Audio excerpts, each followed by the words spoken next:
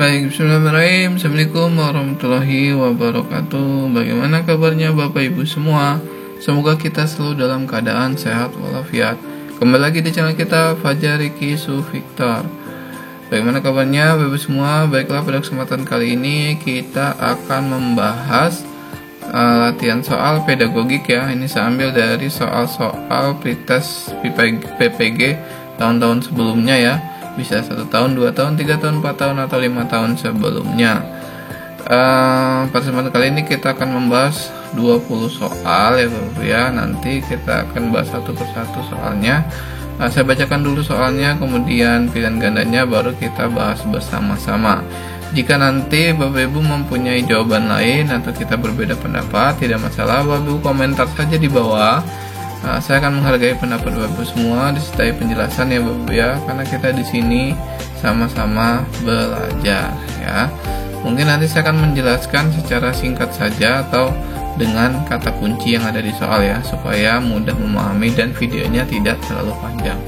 Baiklah, kita langsung saja untuk membahas satu persatu soalnya ya Bapak ya. Oke.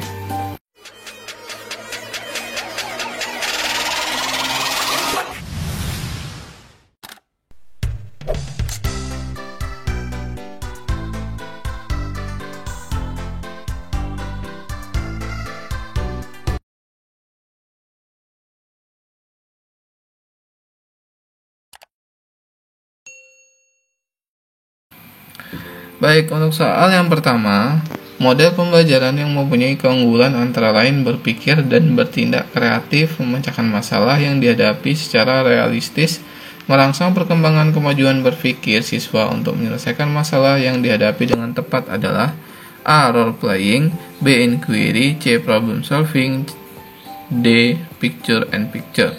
Di sini kata kuncinya adalah memecahkan masalah. Memecahkan masalah berarti itu adalah problem solving ya. Berarti ini C maksudnya. Jadi jawabannya adalah problem solving ya Bapak Ibu ya. Seperti itu saja kata kuncinya. Mudah ya Bapak Ibu ya. Lanjut nomor berikutnya. Faktor yang penting dipertimbangkan guru dalam melaksanakan diskusi pemecahan masalah proses pembelajaran adalah A. Waktu yang tersedia untuk melaksanakan diskusi, B. Rumusan masalah yang harus didiskusikan, C. Jumlah peserta didik yang mengikuti pembelajaran, D. Motivasi belajar siswa. Rumusan masalah ini ya, rumusan masalah yang harus didiskusikan ya. Ini yang paling penting ya Bapak ya dalam di sini pemecahan masalah kan. Pemecahan masalah berarti di sini rumusan masalahnya yang harus didiskusikan. Baik. Nomor berikutnya, kemampuan yang paling penting dimiliki guru tentang media dan alat bantu pembelajaran adalah A. Memilih bahan untuk membuat media atau alat bantu, B. Membuat media dan alat bantu sederhana, C. Menggunakan media dan alat bantu, D. Merawat media dan alat bantu. Yang membuat media dan alat bantu sederhana ya Bapak ya. Jawabannya adalah yang B. Baik, nomor berikutnya. Fungsi indikator dijadikan sebagai penanda dalam A. Pencapaian standar kompetensi, B. Pencapaian kompetensi dasar, C. Pencapaian tujuan pembelajaran, D. Pencapaian standar kelulusan. Ini jawabannya adalah pencapaian standar kelulusan indikator itu ya Bapak ya. Standar kelulusan. Oke, lanjut nomor berikutnya. Tindakan yang paling tepat dilakukan pada saat siswa mengalami kesulitan memahami pelajaran yang sedang diajarkan adalah A. Mengulang kembali bahan yang diajarkan, B. Memberikan tugas agar siswa mempelajari bahan yang belum dipahami, C. Memberikan buku sumber untuk dipelajari siswa, D. Membantu setiap siswa yang mengalami kesulitan. Jelas ya Bapak ya, kalau ada kesulitan berarti dibantu. Membantu setiap siswa mengalami kesulitan, berarti jawabannya yang D. Lanjut. Bila Anda sebagai guru menemukan peserta didik mengalami kesulitan memahami materi yang diberikan, tindakan apa yang akan dilakukan? A. Memindahkan tempat duduk peserta didik ke meja yang paling depan, B. Mengulangi penjelasan bahan ajar kepada seluruh peserta didik, C. Memberikan bantuan belajar kepada peserta didik yang bersangkutan, D. Menugaskan seluruh peserta didik membaca buku sumber. Yang C ya, memberikan bantuan belajar kepada peserta didik yang bersangkutan. 6 jawabannya yang C. Lanjut. Apa yang paling tepat dilakukan guru jika seorang peserta didik tidak memberikan jawaban atas pertanyaan yang diajukan? A. Menunjuk peserta didik lain untuk menjawab pertanyaan tersebut. B. Memberikan kritik agar peserta didik berusaha menjawab walaupun salah. C. Menyederhanakan isi pertanyaan agar mudah dipahami peserta didik. D. Menjawab sendiri pertanyaan tersebut. Yang benar yang A ya, menunjuk peserta didik lain. Maksudnya biar siswanya semuanya aktif ya Bapak ya. Baik, lanjut. Nomor berikutnya, prinsip sistematis sebagai salah satu prinsip pengembangan silabus. Artinya, A. Cakupan kedalaman, tingkatan kesukaran, dan urutan penyajian materi dalam silabus sesuai dengan tingkat perkembangan fisik, intelektual, sosial, emosional, dan spiritual peserta didik. Yang B. Adanya hubungan yang konsisten ajak taat asas antara kompetensi dasar, indikator materi pokok pembelajaran, pengalaman belajar, sumber belajar, dan sistem penilaian. C. Cakupan indikator materi pokok pembelajaran, pengalaman belajar, sumber belajar, dan sistem penilaian cukup untuk menunjang pencapaian kompetensi dasar. D. Komponen-komponen silabus saling berhubungan secara fungsional dalam mencapai kompetensi. Jawabannya adalah yang C. Cakupan indikator materi pokok pembelajaran, pengalaman belajar, sumber belajar, dan sistem penilaian cukup untuk menunjang pencapaian kompetensi dasar. Oke, kita lanjut. Nomor berikutnya. Ciri-ciri kelas yang menggunakan CTL Contextual Learning ya, adalah sebagai berikut kecuali A. Sharing dengan teman, B. Guru kreatif, C. Pengalaman nyata, D. Menggunakan satu sumber. Yang kecuali berarti yang salah, berarti adalah yang D. Tidak satu sumber ya, berbeda dari berbagai sumber kalau CTL itu. Baik, lanjut. Nomor 50. Memilih media pembelajaran hendaknya tidak boleh sembarangan, tetapi harus didasarkan pada kriteria tertentu. Misalnya, apakah untuk belajar individual, kelompok kecil, kelompok besar, atau massal? Pernyataan tersebut dalam pemilihan media termasuk dalam kriteria A. Tujuan, B. Sasaran didik, C. Ketersediaan, D. Konteks penggunaan. Yang benar konteks penggunaannya. Tidak boleh sembarangan, gitu ya. Berarti sini konteks penggunaan. Lanjut. Pada saat mempersiapkan pembelajaran, seorang guru dapat menyusun strategi pembelajaran dan menentukan media yang akan digunakan dalam pembelajaran tersebut. Kemampuan dasar yang harus dimiliki seorang pendidik terkait dengan keterampilan memilih media pembelajaran adalah A. Pendidik harus mengetahui latar sosial budaya siswa dan sekolah. B. Pendidik harus memahami karakteristik dan dari media pembelajaran tersebut. C. Pendidik harus menyesuaikan diri dengan kemampuan sekolah. D. Pendidik menyesuaikan diri dengan materi pembelajaran. Yang B ya, pendidik harus memahami karakteristik dari media pembelajaran tersebut ya. Jawabannya adalah yang B.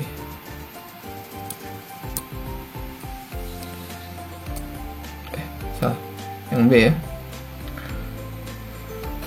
Baik, nomor berikutnya.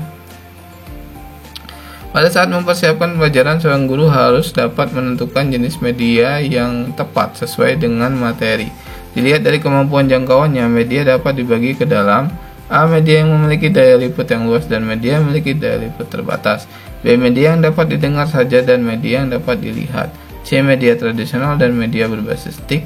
D. Media 2 dimensi dan media 3 dimensi. 52 itu jawabannya yang A ya, media yang memiliki daya liput yang luas dan media yang memiliki daya liput yang tak terbatas. Yang terbatas ya.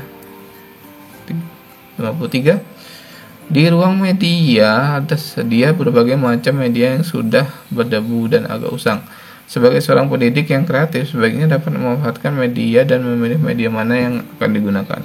Dia memiliki beberapa pertimbangan dalam hal ini. Pertimbangan dalam memilih media pembelajaran yang harus diperhatikan adalah A. Tujuan sasaran didik, karakteristik media, waktu pengoperasian, biaya, ketersediaan, konteks penggunaan, dan mutu teknis.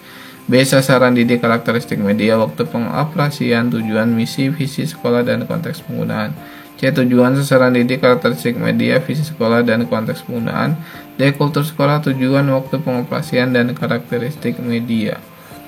Yang benar yang A ya, tujuan sasaran didik, karakteristik media, waktu pengoperasian, biaya, ketersediaan, konteks penggunaan, dan mutu teknis.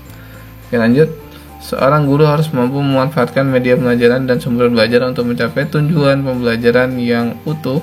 Pernyataan berikut yang benar terkait dengan media pembelajaran adalah: A. Media pembelajaran yang paling baik adalah media berbasis stick. B. Sebuah media dapat digunakan untuk semua kegiatan pelajaran. C. Media dapat digunakan sebagai pembawa pesan dalam suatu kegiatan pelajaran. D. Memilih media tidak perlu banyak pertimbangan agar tidak merepotkan. Kemudian media dapat digunakan sebagai pembawa pesan dalam suatu kegiatan pembelajaran. Itu yang C. Lanjut. Setiap materi pembelajaran memiliki tingkat kesukaran yang bervariasi. Untuk memudahkan peserta didik memahami materi yang memiliki tingkat kesukaran tinggi, guru sering memanfaatkan media pembelajaran, misalnya media gambar atau tayangan video yang berisi sistem peredaran darah. Fungsi media pada pernyataan tersebut adalah: A. Menampilkan objek yang terlalu besar. B. Membuat konkret konsep yang abstrak. C. Menampilkan objek yang tidak dapat diamati dengan mata telanjang.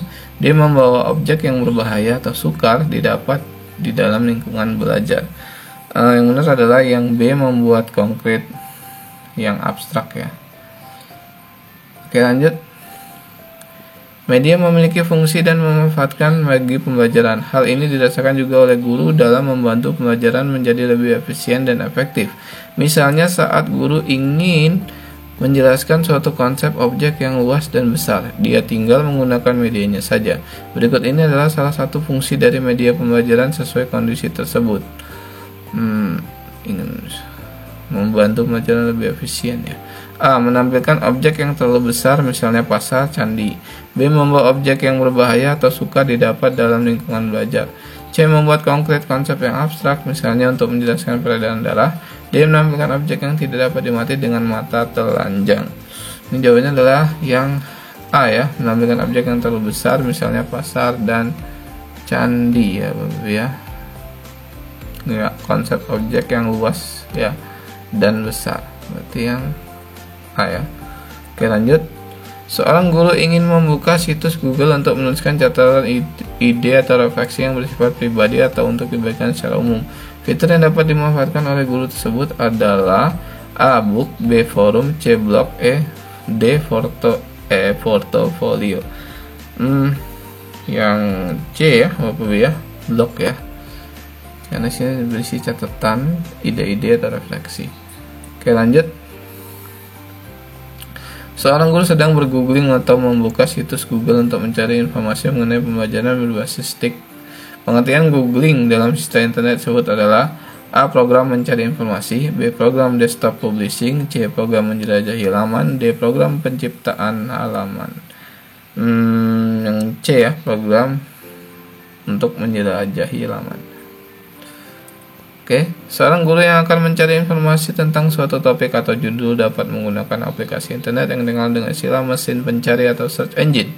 Salah satu laman yang berfungsi sebagai mesin pencari adalah: A. www.gmail.com. B. www.google.com. C. www.hotmail.com. C. www.caridata.com. Yang benar adalah Google ya. Ini familiar sekali kalau kita mau searching. Oke, terakhir, saat kita akan informasi tentang suatu topik atau judul dapat menggunakan aplikasi internet yang dikenal dengan istilah mesin pencari search engine. Salah satu laman yang berfungsi sebagai mesin pencari selain Google. A. www.yahoo.com. B. www.gmail.com. C. www.hotmail.com. D. www.caridata.com. Yang benar adalah www.yahoo.com. Udah deh, selesai 20 soal pedagogiknya ya. Semoga bermanfaat untuk persiapan Bapak semua dalam mempersiapkan pretest PPG ya. Bisa juga ini untuk P3K ya Bapak ya, dan untuk UP atau retaker. Baiklah, jika bermanfaat silakan Bapak Ibu yang belum subscribe dulu ya, karena subscribe itu gratis. Jika banyak subscribe, kita akan selalu semangat untuk upload video ini terus, dan Bapak Ibu tidak ketinggalan ketika kita upload video terbaru. Baiklah, sampai di sini Bapak Ibu ya. Semoga bermanfaat, semoga kita semua lulus dalam tes ya Bapak Ibu ya.